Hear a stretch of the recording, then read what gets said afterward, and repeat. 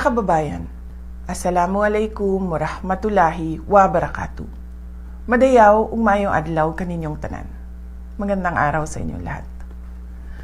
Ang patuloy na pagtaas ng presyo ng mga bilihin ay isang mabigat na dagok sa hangarin nating magkaroon ng mapayapa at masaganang buhay para sa bawat pamilyang Pilipino. Hindi normal ang ating pinagdaraanan.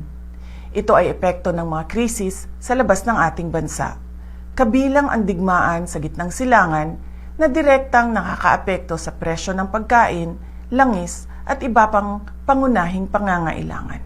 Sa kabila nito, ang tanggapan ng pangalawang Pangulo ay patuloy na nagsasagawa ng mga programa na noon pa man ay nakatuon ng tumulong sa inyo na makatipid at makaraos sa araw-araw.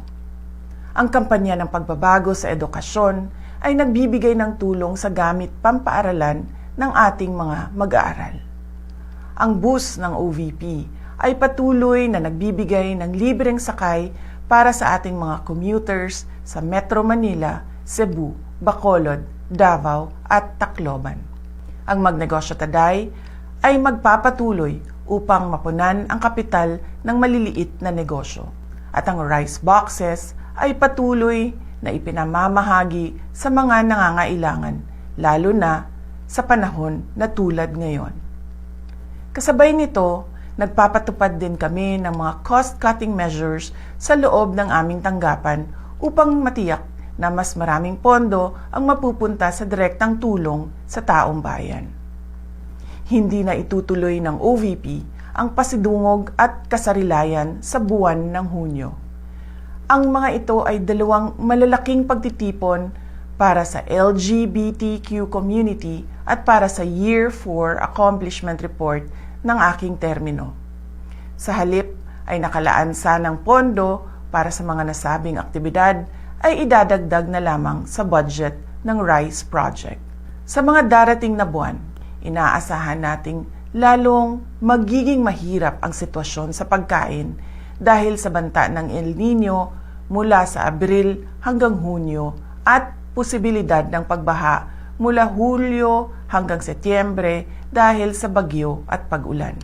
Sa ating pagtitipid, unahin natin ang sapat na pagkain para sa ating pamilya, pagpapagamot sa may sakit at ang edukasyon ng ating mga anak. Ang pinakamabisang panlaban sa krisis ay kahandaan.